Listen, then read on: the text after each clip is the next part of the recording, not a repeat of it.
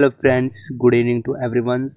तो आप सभी को पता है, आज अब बात करने वाले हैं क्लास 11th के एक हिस्ट्री के पेपर के बारे में। ये पेपर जो है ये हमारा सैम्पल पेपर रहने वाला है। ये गत वर्ष 2023-24 में जो वार्षिक एग्ज़ाम हुआ था उसका ये पेपर है हमारा। और आइए इसको आज हम सॉल्व करते हैं। ज़्यादातर गत वर्षों के अकॉर्डिंग ही क्वेश्चन बैठते हैं एग्ज़ाम के अंदर। तो फिलहाल आप सभी को पता है हमारे देश के अंदर युद्ध का माहौल था, जो कि कुछ ही दिन पहले सीज फायर के कारण वो ख़त्म हो गया और अब हमें ऐसा लग रहा है कि हमारा एग्ज़ाम होना निश्चित है। तो राजस्थान के जो वार्षिक एग्ज़ाम एक बाकी है 11th क्लास का हिस्ट्री का, वो होगा पक्का, ये तो कंफर्म है। तो गाइज देखते हैं हमारे इस पेपर को और सॉल्व करते हैं। आएगा इस पहला पेपर जो हमारा क्वेश्चन रहने वाला वो है बहुविकल्पी प्रश्न है हमारा रहने वाला। उसके अंदर हैं गिलगैमिश हैं। गिलगैमिश क्या है हमारा? नगर, राजा, योद्धा और महाकाव्य। तो इसका सही आंसर रहेगा डी। गिलगैमिश एक महाकाव्य था जो कि ये हमारा मेसोपोटामिया के अंदर बताता है। रोमन साम्राज्य का हृदय कहलाता है काला सागर, भूमध्य सागर, लाल सागर, उत्तरी सागर। सही आंसर इसका रहने वाला है बी, भूमध्य सागर। चीन ने मंगोलों ने चीन की महान दीवार का अतिक्रमण किया। कब किया था? इसका सही आंसर जो है वो है 1213 ईस्वी के अंदर। अगला है जर्मन जनजाति किसने गौल को फ्रांस नाम दिया? जो फ्रैंक जनजाति थी उन्होंने फ्रांस नाम दिया था। अगला सवाल हमारा रहने वाला है यूरोप में सबसे पहले विश्वविद्यालय की किस देश में स्थापित हुए थे? तो फ्रांस, जर्मनी, इटली, जापान। सही आंसर इटली रहेगा। ठीक है, कहाँ पर हुआ था? पादुआ और बोलोनिया के अंदर। अगला हमारा जो सवाल है वो रहने वाला है मोनालिसा व द लास्ट सपर चित्रों की रचना किसने की? Leonardo da Vinci. B option right. अगला सवाल है हमारा संयुक्त राज्य अमेरिका में गृह युद्ध का कारण था क्या था?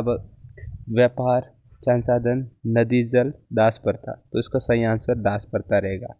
ठीक है ना, जो कि अमेरिका से लोग गाइस, जहाँ पर संयुक्त राज्य अमेरिका के जो लोग हैं वो अफ्रीका से दास लाते थे और उनके ऊपर अतिक्रमण करते थे। सिरोकी कबीला संयुक्त राज्य अमेरिका के किस राज्य में रहता था? जॉर्जिया। सही आंसर रहेगा सिरोकी कबीला। चीन का प्रमुख जातीय समूह कौन था? हान। यहाँ पर हान के अलावा तिब्बत, उइगुर सब रहते थे, परंतु इसका प्रमुख जाति समूह है वो हान था। अगला जो हमारा सवाल है जापानी संसद को कहा जाता था डाइट। ये जो जर्मनी से लिया गया शब्द है डाइट, जर्मन की संसद को डाइट कहा जाता था। अगला हमारा दूसरा जो क्वेश्चन है वो है रिक्त स्थानों की पूर्ति करना है। मेसोपोटामिया में प्रेम वो युद्ध की देवी कहलाती थी इन्नाना। गाइस यहाँ पर इन्नाना जो थी वो युद्ध एवं प्रेम की देवी कहलाती थी। अगला है हमारा प्रथम रोमन सम्राट ऑगस्टस द्वारा स्थापित राज्य को प्रिंसिपेट कहा जाता था। यहाँ पर प्रिंसिपेट कहा था, ये इन्होंने क्यों कहा था? ये कहा था सेनेट को मतलब सम्मान देने के लिए। तेमुजिन का पिता येसुजेई था। येसुजेई, तेमुजिन के पिता का नाम येसुजेई था। अगला है सर्स किसानों से उपज का 10वां भाग कर के रूप में लेता था, जिसे टिथ कहते थे। क्या कहते थे? टिथ। अगला सवाल है चीन और यूरोप के बीच व्यापार रेशम मार्ग से होता था। चीन और यूरोप के बीच व्यापार रेशम मार्ग द्वारा किया जाता था। ठीक है। अमेरिका में मूल निवासियों को छोटे इलाकों में कैद कर दिया गया, जिसे रिजर्वेशन कहा जाता था। सही है, यहाँ पर रिजर्वेशन आएगा। ठीक है। जापान की पहली रेल लाइन और योकोहामा बंदरगाह के बीच 1870 में चली गई थी। टोक्यो और योकोहामा, ठीक है, टोक्यो और योकोहामा के बीच चली गई थी। अगला सवाल हमारा जो रहने वाले हैं वो हमारे रहने वाले हैं बड़े क्वेश्चन थोड़े से। तीसरा क्वेश्चन हमारा है वो बड़े क्वेश्चनों की तरह है, वो है मेसोपोटामिया की दुनिया को सबसे बड़ी देन क्या है? तो गणित हैं, खगोल हैं, और गणित, खगोल, समृद्धि, ये सब उनकी देन ही है। एम्पोरा क्या है? एम्पोरा ये मटका, ये कंटेनर था जिसके अंदर तरल पदार्थों की ढुलाई की जाती थी। कुरिल तय से आप क्या समझते हैं? मंगोल सरदारों की एक सभा आयोजित होती थी उसे कुरीलताई कहते थे। कैंटरबरी टेल्स का लेखक कौन है? चौसर जो है वो कैंटरबरी टेल्स का लेखक है। रेनेसां व्यक्ति किसे कहा जाता था? ऐसा व्यक्ति जो एक से अधिक कलाओं में परिपूर्ण हो उसे रेनेसां व्यक्ति कहते थे। अगला हमारे जो सवाल बैठने वाला है वो रहने वाला है यहाँ पर, कोपरनिकस के बारे में आप क्या जानते हैं? कोपरनिकस एक क्रांतिकारी थे जिन्होंने बताया था कि जो हमारी पृथ्वी तथा सारे ग्रह समेत सूर्य की परिक्रमा लगाते हैं। पहले जो यूरोप के लोग थे वो कहते थे कि सूर्य समेत सारे ग्रह जो हैं वो पृथ्वी की परिक्रमा लगाते हैं, जो कि कोपरनिकस ने गलत साबित किया था। इनकी एक पुस्तक है जो है रिवोल्यूशनी बस इनकी पुस्तक का नाम है। अगला सवाल है हमारा, सेटलर शब्द से आप क्या समझते हैं? सेटलर या आबादकार, इन दोनों शब्दों का एक ही मतलब होता है, वो होता है विदेशी। जापान में सम्राट व्यवस्था से आप क्या समझते हैं? आप जापान में क्या था, 1868 के अंदर मेजी पुनर्स्थापना के बाद सम्राट ने पुनः एक व्यवस्था स्थापित की थी जिसे पश्चिमीकरण व्यवस्था भी कहा जाता था। आधुनिक चीन का संस्थापक किसे माना गया? सन यात्सेन को माना गया था। बिल्कुल सही आंसर है यहाँ पर। चौथा क्वेश्चन है, मेसोपोटामिया की लेखन प्रणाली के बारे में आप क्या जानते हैं? यहाँ आपको लिखना है कि जो मिट्टी को गीला करके थाप करके उसके ऊपर सरकंडे की तीली से वहाँ पर लेखन कार्य किया जाता था। थोड़ा बड़ा क्वेश्चन है, 3 नंबर का, सोच समझ के लिखना। रोमन साम्राज्य में साक्षरता की क्या स्थिति थी? ये भी आपको लिखना है। पोम्पई नगर लिख देना आपको, वहाँ पर साक्षरता के गुण मिलते हैं। मंगोलों के इतिहास में यास से आप क्या समझते हैं? इसमें गाइज आपको थोड़ी सी दिक्कत हो सकती है। यहाँ पर 2 शब्द आए हुए हैं, एक तो है हमारा यास और दूसरा है याम।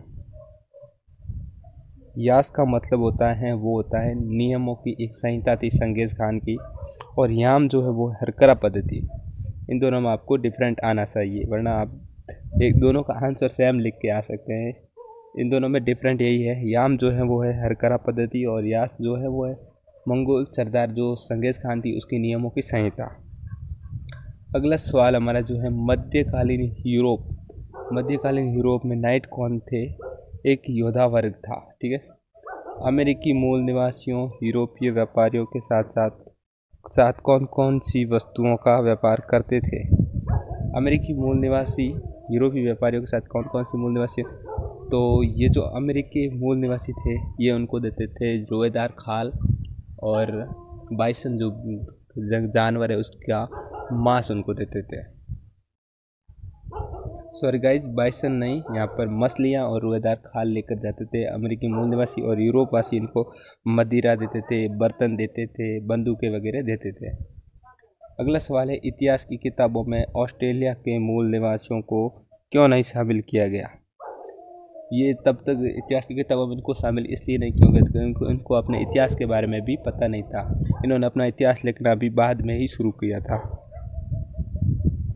अगला सवाल है, सिरोकी कबीले की अपने मूल स्थान से बेदखली को किस आधार पर उचित ठहराते थे?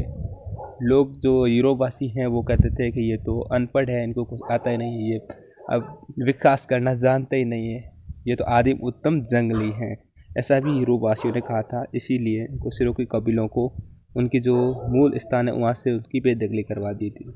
जापान में मेजी पुनर्स्थापना से अब क्या परिवर्तन आए? वहाँ पर पश्चिमीकरण अपनाया गया, नई नई व्यवस्थाओं को लाया गया, ये सब उनके अंदर आए थे। जापान का पश्चिमीकरण किस प्रकार हुआ था?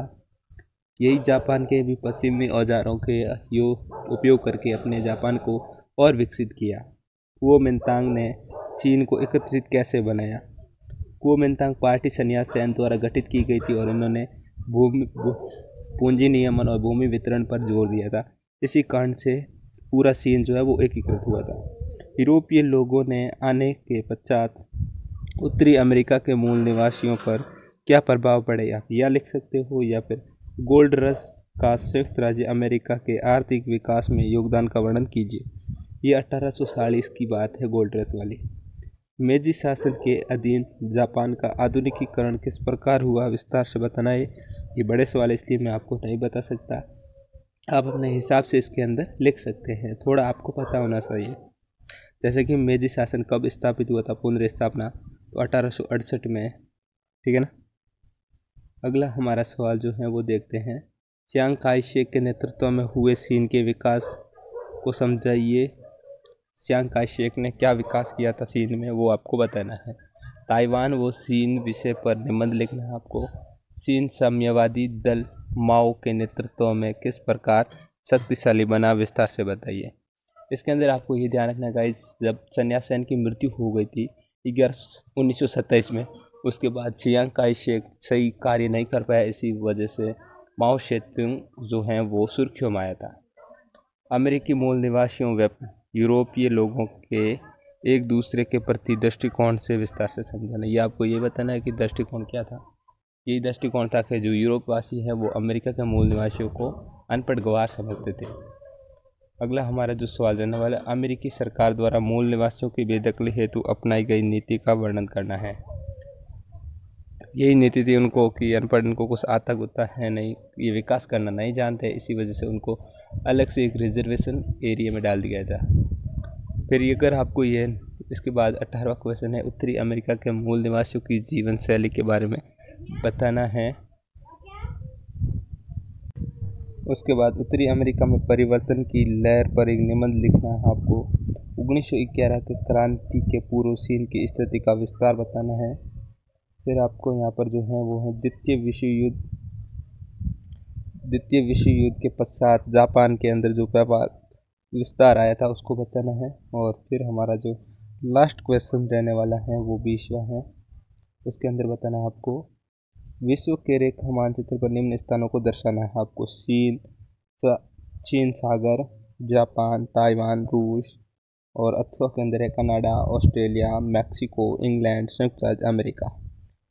तो गाइस ये था हमारा एक पेपर हिस्ट्री का। अगर आपको वीडियो अच्छा लगे तो वीडियो को लाइक एंड चैनल को सब्सक्राइब जरूर करें। गाइस बहुत मेहनत लगती है यार वीडियो बनाने के अंदर, लाइक एंड चैनल को सब्सक्राइब करके जाना प्लीज़।